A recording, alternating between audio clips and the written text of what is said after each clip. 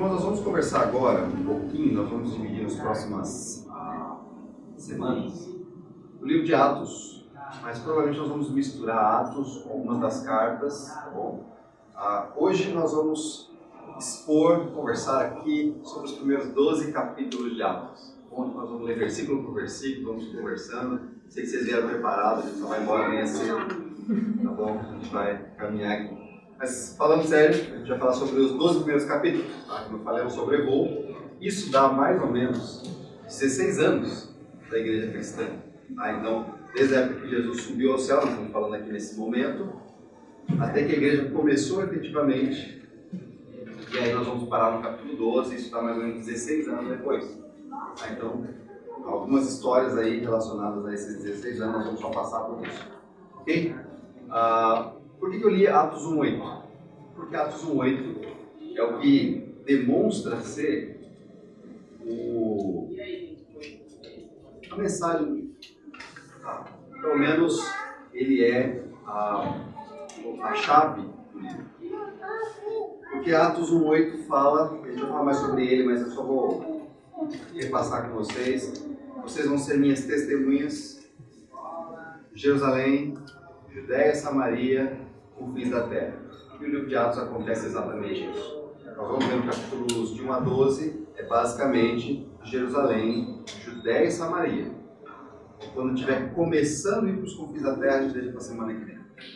Mas a gente vai conversar um pouco sobre essa propagação do reino, eles sendo testemunhas de Cristo em Jerusalém, Judéia e Samaria, que era Jerusalém e o entorno ali, a região de Jerusalém. Ok? Bem?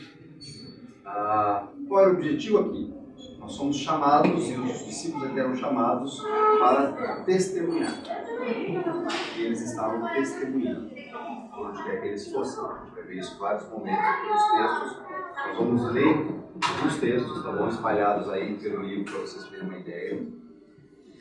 Mas, qualquer hora, eu queria que vocês, lendo o livro de Atos, vocês tentassem reparar em quantas vezes, ou quando aparece a palavra, por exemplo, as palavras testemunho, testemunhar, testemunho, testificavam a isso. A ideia de falar a respeito, né? Testemunhar. Aparece muitas vezes. Esse era o foco. Vocês vão ser minhas testemunhas. E nos capítulos aí de 3 a 8, a gente vai ver que eles são testemunhas mesmo no meio da perseguição. Mesmo em meio ao sofrimento da vida, mesmo em meio a qualquer coisa acontecendo, eles são testemunhas de Jesus Cristo. E eles foram chamados a ser testemunhas de Jesus Cristo. Para nós fica já esse primeiro começo. Nós somos chamados a ser testemunhas de Jesus Cristo. O Evangelho, como o Alex leu, que está lá no começo do livro de Atos, né, os primeiros 3, 4 versículos, eu escrevi meu primeiro livro sobre o que Jesus começou a fazer e ensinar, falando do Evangelho. Que Jesus viveu e passou por nós. Agora ele continua o que é que o Espírito Santo vai fazer através de nós. E quando a gente chegar no final do livro de Atos, a gente vai perceber o que Deus fez nesses 30 anos de história da igreja relatado aqui no livro de Atos. Só que aí, se a gente olhar para trás, a gente vai perceber o quanto Deus fez na história a partir desse momento. Até chegar em você, até chegar em nós aqui, no Evangelho sendo pregado aqui, e aquilo que ainda vai acontecer. Que é o nosso desejo, o nosso sonho, é que nós sejamos testemunhas aqui onde nós estamos, enquanto nós estamos aqui. Sendo testemunhas para brasileiros, para filipinos, para indonesianos, para vietnamitas, para japoneses. Sendo testemunha de Cristo, não importa a quem seja, não importa a nacionalidade, não importa o público. Sendo testemunha na vida, nas palavras de Jesus Cristo. E somos chamados a isso, nós estivemos aqui. E você poder dizer, daqui a anos, por exemplo, muitos cristãos aqui no Japão hoje. Por quê? Porque nós somos testemunhas. Porque a igreja que está aqui foi testemunha de Jesus. Hoje não tem. hoje a gente vive aqui, na cidade de Ramamate, a gente vê bastante igreja, principalmente brasileira, por aí a gente vê bastante igreja brasileira, e a gente sabe que a maioria delas não ensina bem as escrituras, não ensina as escrituras das situações. A gente sabe que tem algumas igrejas japonesas, mas é tudo pequeno, né? A gente não sabe exatamente o que eles ensinam sobre as escrituras. Então, só para a gente fixar e saber que aqui no Japão, se você for pensar em termos de japoneses, menos de 1% da população já ouviu acerca, ou conhece, ou crê. Menos de 1%, bastante, que não conhece. Eu sei que hoje você vai dizer assim, mas a gente não consegue alcançar o japonês. É verdade. Por exemplo, hoje, humanamente falando, a gente não consegue. Pelo menos eu. Talvez alguns de nós não consigam. Mas Deus pode nos conduzir a, em breve, também conseguir. Ou a gente conseguir alcançar alguns brasileiros que vão conseguir alcançar o Japão. Testemunhando a ser. Esse é o desafio para que o Evangelho alcance também esse país, essas pessoas que vivem nesse país. A gente pode reclamar muito dos japoneses em vários aspectos, a gente pode achar legal muitas coisas que eles fazem, mas ainda eles não conhecem os livros. Não importa quão direito eles façam algumas coisas, ou também não importa quão chato eles são algumas coisas, eles não conhecem os livros. E o resultado disso é que eles estão separados de Deus, vivendo para longe de Deus, caminhando por Deus. Essas pessoas que estão o livro de Atos fala sobre o início da propagação do Evangelho. A igreja crescendo em Jerusalém e Judéia e Samaria, e depois os confins da terra. Então, capítulos de 1 a 7, Jerusalém, de 8 a 11, Judéia e Samaria, de 12 até o final do livro, confins da terra. Ok? De 11 até hoje, até os confins da terra. Exato. Ainda estamos indo para os confins da terra. Nós vamos conversar, vamos dar um sobrevoo sobre os capítulos, só para a gente chegar entendendo o que tem nesse bloco. Irmãos, nesse bloco nós temos no capítulo 2 a descida do Espírito Santo. Tá? Então, o início efetivamente da igreja, ela começou a partir dali. E aí Pedro se levanta, prega para a multidão e muitas pessoas se convertem ali. E ele é direto ao falar do Evangelho. E é muito legal algumas expressões que ele fala, olha, vocês crucificaram, vocês mataram ele. E o povo chega e diz, o que nós faremos então? E aí Pedro diz, arrependam-se. E é bem interessante a gente perceber já esse início, logo ali no capítulo 2. Nos capítulos 3 e 4 você vê os apóstolos, principalmente Pedro e João, eles estão ali no movimento e eles curam um aleijado e logo em seguida depois eles são presos. E é a primeira vez que eles são diretamente interrogados, questionados. Começa alguma coisa em termos de perseguição. Não falem mais desse nome. Não façam mais isso. Pedro e João. E aí eles saem de lá e em vários momentos você percebe no meio da perseguição eles sendo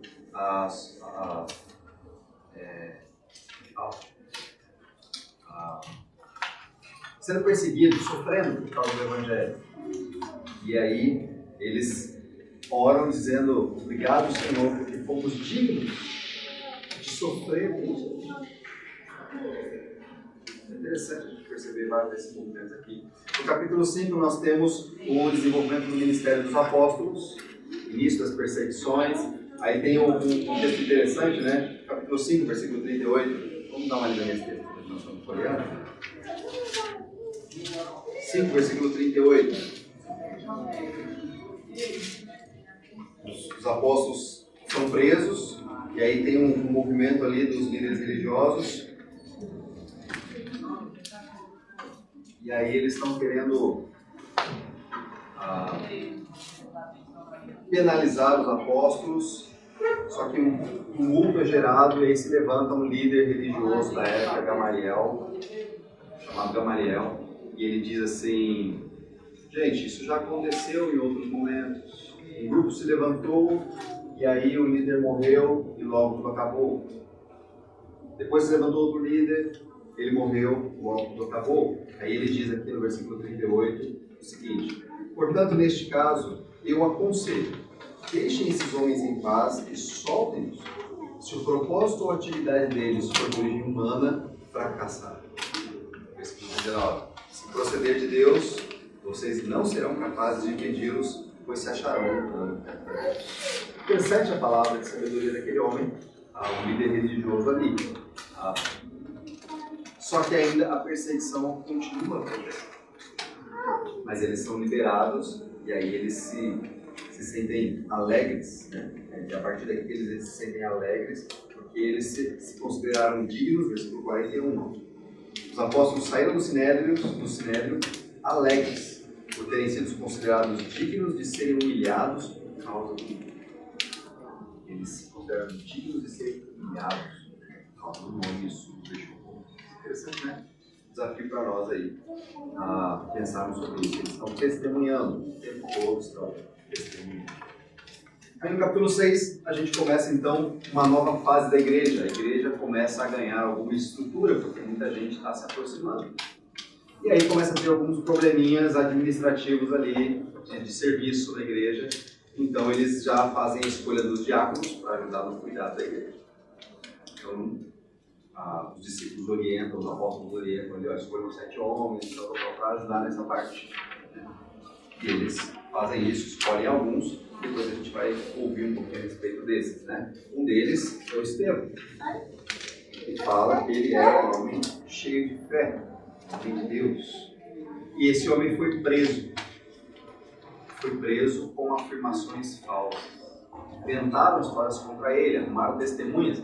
Interessante aqui, porque a palavra também é a mesma. Eles encontraram testemunhas falsas para falar contra ele, porque ninguém tinha que falar. E aí ele foi acusado e foi levado perante o Sinédrio ali. E Estevão discursa, capítulo 7 inteiro, um discurso onde Estevão vai desde o começo da história do povo de Israel e ele vem falando para mostrar que o que ele estava ensinando era verdadeiro. E além disso, ele estava mostrando Cristo em vários momentos. E ele chega no final, ele exorta, que vocês mataram esse filho.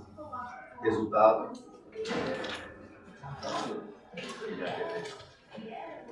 ele morte.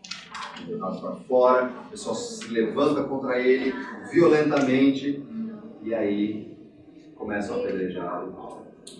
Ele é morto. A pergunta é: por que Deus não o livrou? Meu filho perguntou uma coisa parecida para mim essa semana. A gente estava conversando sobre um texto de Daniel, mas aí a gente perguntou, né, por que será que Deus livrou ele? Porque ele fez o que Deus manda. Ok. Estevão também fez o que Deus manda. Por que Deus não livrou? Você sabe a resposta? Se soubesse, a gente fala. Eu vou acrescentar aqui. O que eu posso dizer é que Deus quis. Ele tinha que passar por aqui. Ser apedrejado, é o testemunho dele. Ser difícil. Eu digo para vocês, eu garanto para vocês que não foi gostoso. Mas ele consegue chegar e ver o Senhor Jesus e pedir que Deus perdoe as pessoas. Desafio para o nosso coração. Poder dizer: Deus, destrói essas pessoas.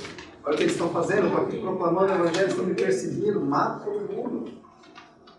Mas ele diz: perdoa. Não leve em consideração esse pecado. Interessante. A história de Estevão ali, uma testemunha, né? Escrevendo uma testemunha de Jesus Cristo. Aí nós temos o capítulo 8. Eu queria ler alguns trechos do capítulo 8 que eu gosto bastante. Eu quero ler os versículos de 1 a 5 e depois o versículo 14. Então, apedrejamento de Estevão. Bom, aí nós entramos aí no capítulo 8. Saulo estava ali, consentindo na morte de Estevão. Naquela ocasião, desencadeou-se grande perseguição contra a igreja em Jerusalém. Todos, exceto os apóstolos, foram dispersos pelas regiões da Judéia e de Samaria. Alguns homens piedosos sepultaram Estevão e fizeram por ele um grande lamento. Saulo, por sua vez, devastava a igreja, indo de casa em casa, arrastava homens e mulheres e os lançava na prisão. Os que haviam sido dispersos pregavam a palavra por onde quer que fosse. Indo Filipe para uma cidade de Samaria, ali lhes anunciava Cristo. Versículo 14 desse mesmo capítulo. Os apóstolos em Jerusalém, ouvindo que Samaria havia aceitado a palavra de Deus, enviaram para lá Pedro e João. O que eu acho interessante destacar aqui é que após o apedrejamento de Estevão, começa uma grande perseguição à igreja. Perseguição terrena, onde Saulo, antes de Paulo era Saulo, ele estava testemunhando daquilo e ele começa, e ele é ativo em perseguir a igreja, ele arrastava, entrava nas casas, você é cristão, então levava preso, ia para a cadeia e castigava, uma série de coisas acontecendo. E aí diz o texto aqui, a perseguição foi tão grande contra a igreja de Jerusalém, que todo mundo, os crentes ali, menos os apóstolos, todos os outros foram espalhados pelas regiões. Tiveram que sair de Jerusalém, para insuportável. Eles foram espalhados pelas regiões ao redor. Pergunta por que isso? A gente leu o versículo 14. Quando os discípulos estavam em Jerusalém, eles ouviram que em Samaria também havia aceitado a palavra de Deus. A perseguição que aconteceu à igreja, que estava ali confortável, estava gostoso, a igreja ali em Jerusalém, uma comunhão tremenda, a gente reparte tudo, a gente é amigo, a gente está sempre junto, tudo, de casa em casa e tal, tudo. Vendo aquela coisa acontecer, de repente vem uma perseguição daquelas, e todo mundo sai, se muda, vai morar nas cidades vizinhas aqui. E é legal porque o texto diz que aqueles que foram dispersos pregavam a palavra de Deus. E aí, o Evangelho chegou em Jerusalém e através da perseguição ele saiu de Jerusalém. Foi sendo pregado em Samaria. Pessoas creram no Senhor Jesus Cristo. Você vê aqui no capítulo 8 também o testemunho, né? Você vê, por exemplo, Filipe, onde ele está pregando tanto na cidade quanto no deserto. Ele está testemunhando a mensagem de Jesus. Então você vê isso aqui, eles estão constantemente testemunhando. Aí você entra no capítulo 9. O capítulo 9 também é um marco do livro. O que acontece no capítulo 9? Sabe? Conversão de Paulo. Então, um dos maiores inimigos da igreja se converte de forma impactante, né? E as pessoas elas começam a ter medo de Paulo. Por quê? Porque Paulo se converteu, só que antes ele perseguia a igreja. Será que esse cara está pedindo? Será que ele não está querendo se infiltrar no nosso meio para saber e depois prender todo mundo? Eles tinham medo. Paulo se converteu, beleza? Tanto é que ele se converte, passam uns dias, ele já começa a falar na sinagoga acerca de Jesus, mostrando nas escrituras quem é Jesus. E o pessoal fala, mas peraí, diz o texto que o povo ficou confuso, né? Mas não era esse cara que ele estava perseguindo? Como ele está falando desse jeito? Vamos ler o versículo 31. Eu acho bem interessante, capítulo 9.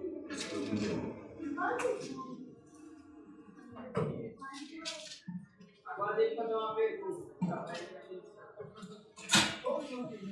Nesse momento que Paulo se converte, passa aquele movimento ali, a igreja passava por um período de paz em toda a Judéia, Galiléia e Samaria. Ali, ela se edificava e, encorajada pelo Espírito Santo, crescia em número, vivendo no temor do Senhor. Então agora a gente vê uma fase onde a perseguição intensa aconteceu, aí Paulo se converte, aí dá uma acalmada. Uma época de paz acontecendo, a igreja crescendo não só em Jerusalém, agora ao redor, né, Judéia, Samaria, fala ali da Galileia, a Samaria, e ela vai crescendo não só em número, mas ela vai sendo encorajada no Espírito Santo, vivendo o temor do Senhor. Crescendo. Então, esse é o crescimento que a gente vai vendo aqui. Quando entra no capítulo 10, nós temos um pouco já o início do que seria o Evangelho sendo pregado aos gentios, isto é, aos que não eram judeus, aos confins da terra. Você tem um cara chamado Cornélio, ele era gentil, ele era da família, ele era romano, mas eles eram religiosos, tementes a Deus, e eles precisavam da mensagem de Cristo para ser salvos. E Pedro é um instrumento para abrir essa porta aos gentios também. Agora vamos falar um pouquinho do Pedro. O capítulo 10 mostra Pedro sendo a chave para que o Evangelho também comece a chegar àqueles que não são judeus. Que cheguem nos confins da terra. É isso aí, no capítulo 10. Só que o que acontece no capítulo 11, que antigamente, há uns anos antes, a igreja só pregava para judeus. Só se pregava o Evangelho para judeus. E de repente Pedro entra na casa de um cara que não era judeu, isso não aceitava isso. Então no capítulo 11 o que acontece? A igreja de Jerusalém, a primeira igreja batista reformada de Jerusalém, ela... Espera aí, Pedro, que história é essa? Agora você está indo para os não-judeus? Explica essa história dele, que ele é questionado. E aí ele explica exatamente o que o Espírito Santo fez ali na família de Cornélio. E como o Evangelho estava indo, crescendo. É bem interessante perceber. No capítulo 11, ele tem um trecho que eu vou deixar para a próxima mensagem, que é o início da igreja de Antioquia. A igreja de Antioquia é a primeira igreja para não-judeus. É a primeira igreja de pessoas que eram nos confins do mundo, que eram nos confins da terra. É a igreja base onde começa a acontecer a propagação do Evangelho. A partir de lá, ela saiu para toda a região sul da Europa, norte da Ásia, África, norte da África, a partir dali. A igreja de Antioquia, provavelmente Lucas era dessa igreja. Onde Lucas se converteu nessa época da igreja. 11, 12. Mas a igreja de Antioquia a gente vai falar em outra ocasião. Mas ele faz esse parênteses aqui no capítulo 11, só que ele volta no capítulo 12, porque, e o capítulo 12 também é bem interessante, o que acontece de novo? Volta a perseguição da igreja. Olha o que aconteceu, capítulo 12, versículo 1.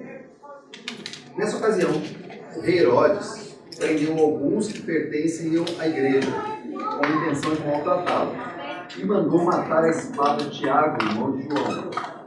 Vendo que isso agradava aos judeus, prosseguiu prendendo também Pedro durante a festa dos pães sem fermento. Sabe o que é interessante aqui? O que é interessante é que Herodes queria agradar aos judeus, e aí ele começa então a perseguir a igreja de novo. Começa a castigar alguns líderes da igreja, algumas pessoas que eram cristãs. Resultado, ele prende Tiago, irmão de João.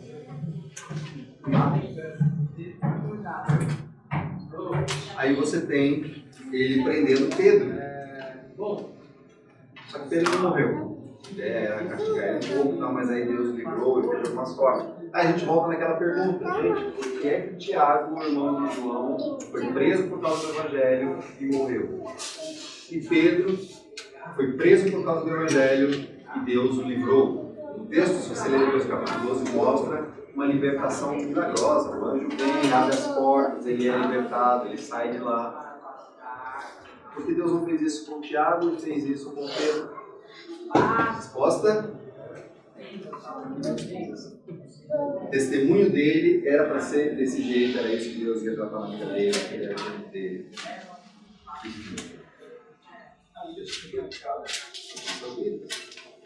Seja sendo libertado,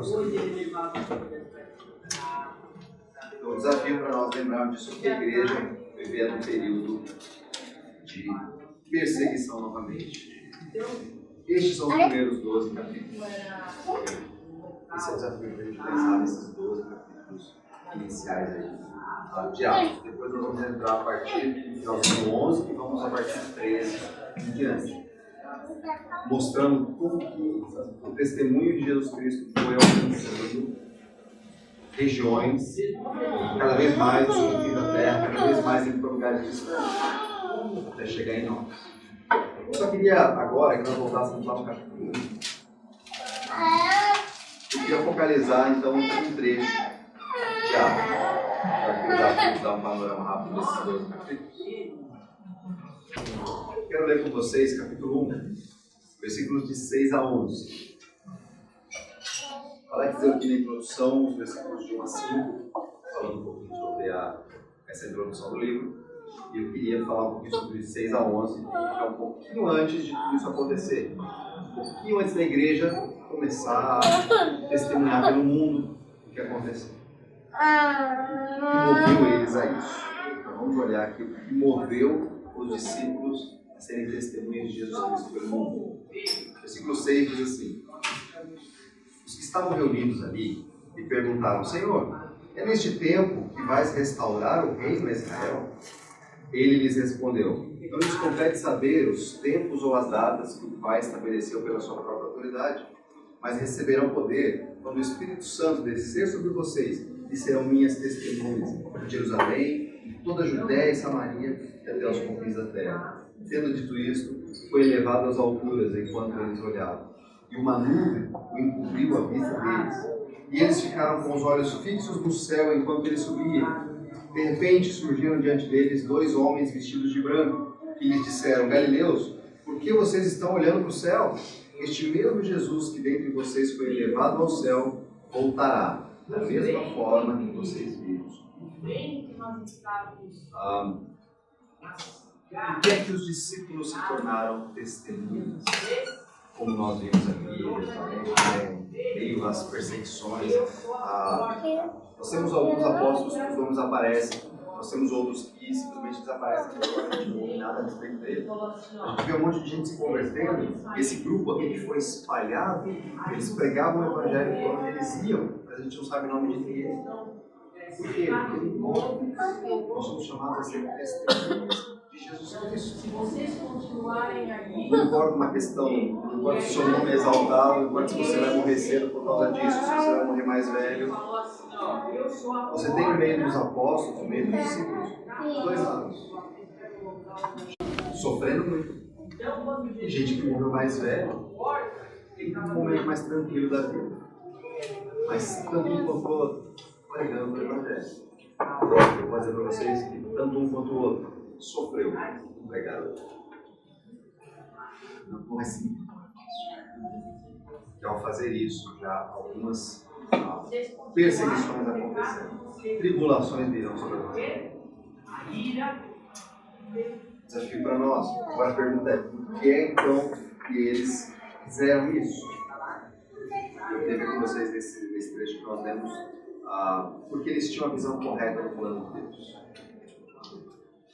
Não de primeiro. Porque olha só qual é o primeiro pensamento deles. Quando Jesus está dizendo: João batizou com água, em seguida vocês serão batizados com o Espírito Santo. Então eles estavam reunidos e eles perguntaram: Senhor, é neste tempo que o Senhor vai restaurar o reino de Israel? O primeiro ponto que eles tinham era: eles estavam pensando: Senhor, é nesse momento que o Senhor vai vir e vai se tornar o rei sobre Israel, sobre todas as coisas. E nós vamos junto com o Senhor nesse reino que o Senhor estabeleceu. Esse é o primeiro pensamento dele. Só que Jesus então corrige o pensamento deles. O pensamento de Jesus corrigindo é: não compete a vocês saber quais são os tempos ou as datas que o Pai estabeleceu. Irmãos, eles se tornaram testemunhas porque eles entenderam que o plano era de Deus. Não importa se ia ser naquele momento que o reino ia ser estabelecido ou não. O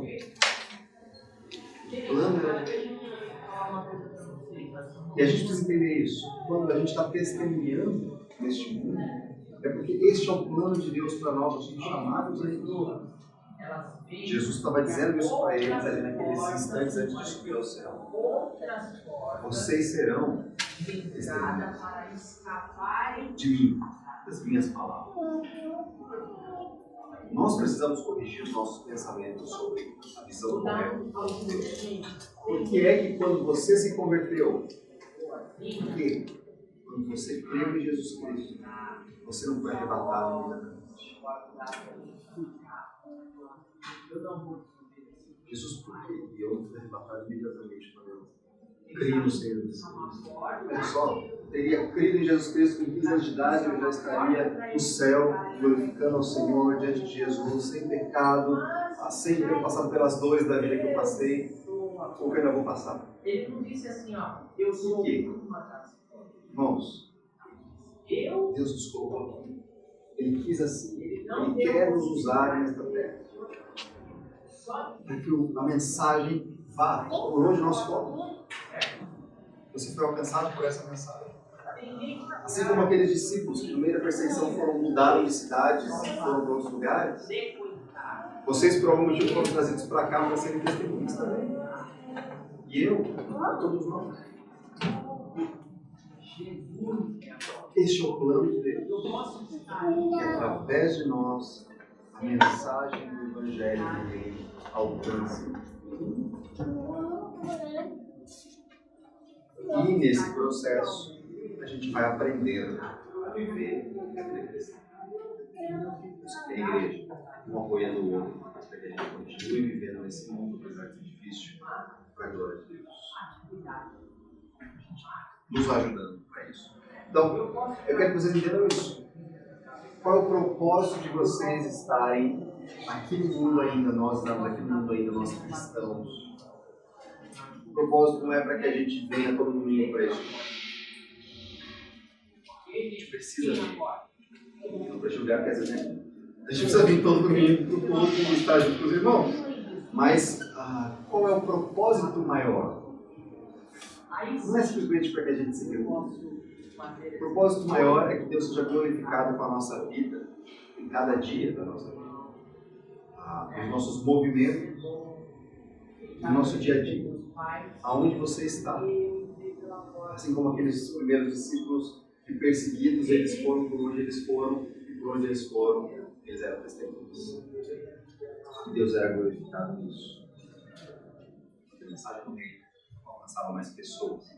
Quando a mensagem de Jesus Cristo alcança mais pessoas, uma pessoa crê em Jesus Cristo, agora ela tem relacionamento com Deus. E aí, Deus ganha mais um adorador. Porque sem Jesus não está adorando. E nós, seres humanos, toda a humanidade foi criada para adorar a Deus. Só que o mundo rebelde, virando as costas para Deus, adora qualquer outra coisa. A gente fez nossa própria vida. A gente tem muita facilidade para adorar muitas coisas da nossa vida, correr atrás, pensar, acordar de manhã pensando nisso, dormir à noite pensando naquilo, que muitas das vezes não é uma pessoa de Deus, uma obra de Deus. Nós somos chamados a ser testemunhas.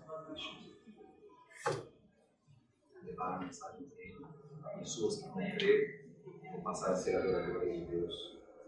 Jesus testemunhas também. Visão correta do plano de Deus. O valor que Deus dá para as coisas. Precisamos corrigir os valores que nós temos. Nós invertemos isso. A igreja acabou invertendo isso. A igreja acha que vive para participar do culto.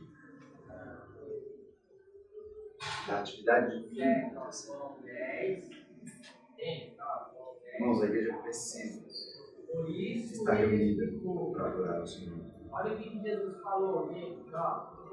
Mas o nosso valor é todo dia. Os nossos valores precisam estar atentos, nós precisamos estar atentos aos nossos valores de dia a dia, de todo dia. É ali que nós somos testemunhas, é ali que nós glorificamos a Deus no nosso culto particular. O nosso culto particular não é eu tenho que sentar todo dia, orar ali, cantar uma canção, ler um texto bíblico. O nosso culto de todo dia é em todo momento. O nosso culto de todo dia é a gente andando, indo para o trabalho, voltando do trabalho, dentro do trabalho. Esse é o nosso culto. E aí ele diz assim, Essas palavras, esse é o nosso culto. Somos desafiados a repensar os nossos valores como cristãos, como testemunhas. Segunda questão que eu vejo aqui, por que eles eram testemunhas? Porque eles entenderam não só o plano de Deus, mas qual era a participação deles no plano de Deus. Olha só o versículo 8 que nós já lemos. E vocês serão, vocês receberão poder quando o Espírito Santo descer sobre vocês. E serão minhas testemunhas. Olha que interessante isso aqui. Os discípulos estão perguntando para Jesus: é nesse tempo que o Senhor vai estabelecer o seu reino, vai restaurar o seu reino? Jesus responde assim: olha, tempo é o tempo de Deus, mas vocês vão receber poder. Aqui. Ele diz assim, ó. O poder que você vai receber não é reconhecimento, você vai ser o governador daquela cidade, ou daquela cidade vai mandar em 10 ou em 100. Você não vai receber poderes sobrenaturais de mudar a porta de lugar ou atravessar portas, não é isso que ele está dizendo.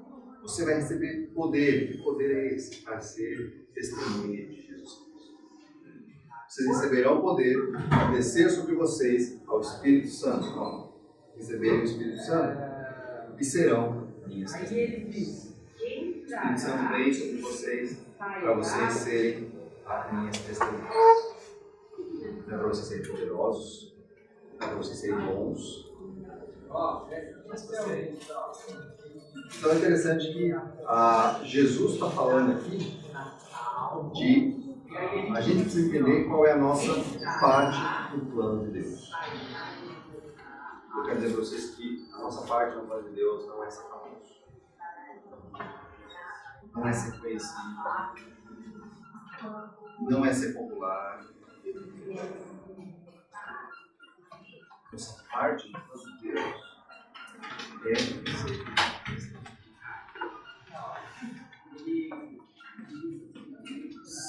você entender isso, se eu entendermos isso, nós seremos aquilo que Jesus falou.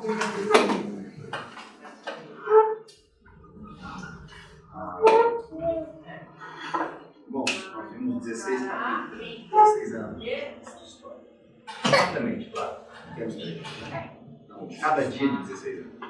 Pequenas histórias de 16 anos de história da igreja. Nesses 16 anos, Lucas enfatizou aqui todo aquele que creia e creu em Jesus Cristo. Ele entendia.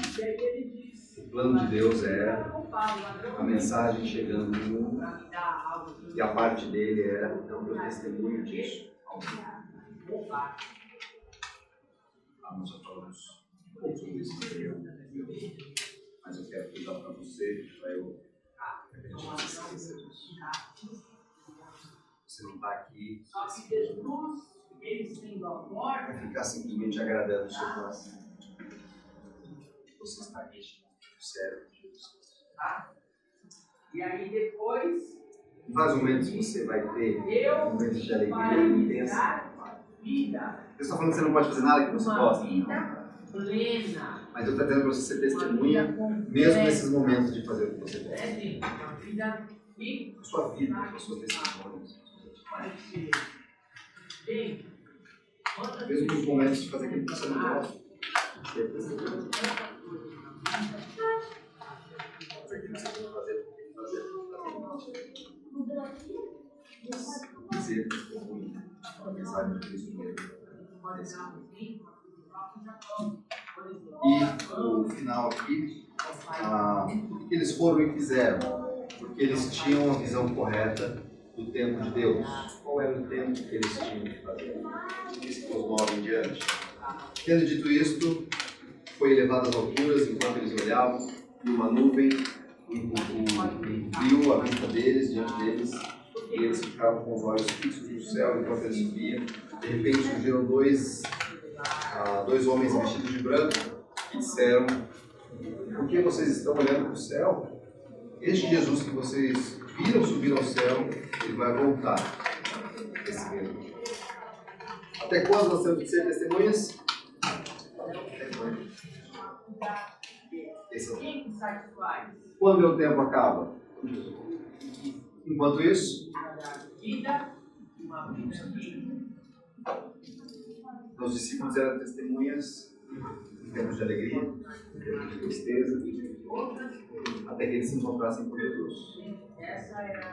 Estevão deve ser. Você, sei lá, um jovem aí. Você tem Tiago, também não era muito velho. Pedro passou por algumas, mas acabou vivendo talvez um pouco mais. A questão é, nós somos testemunhas até o tempo que o Senhor nos chama. Então, este é o tempo, essa é a visão correta. Cada dia, vocês estão fazendo obedecer os testemunhos. A mensagem da vida que nós a mensagem de salvação. A transformação que nós tivemos, nós temos contato com Deus. Não por nós mesmos, mas pelo Evangelho. Essa graça, misericórdia que nós como que é isso? Moço,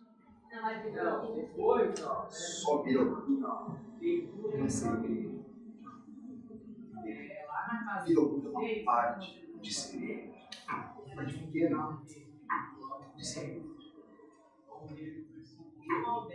Nós somos chamados a ser igreja em todo momento.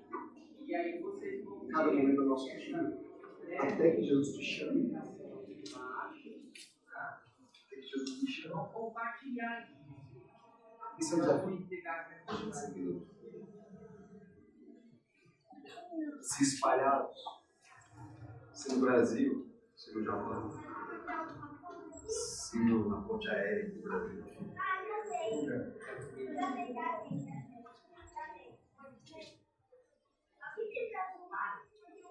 Diante disso, os discípulos saíram, receberam a capacitação do Espírito Santo e foram testemunhas. Jerusalém, toda a Judéia e Samaria. Mesmo tendo sido castigados, e você vê Pedro e João diante do Sinédrio dizendo para eles: não preguem mais sobre esse nome. E eles dizem assim: não seria justo. O senhor acha que é justo eu fazer isso? Deixar de obedecer ao meu Senhor pelas minhas ordens? Não é possível.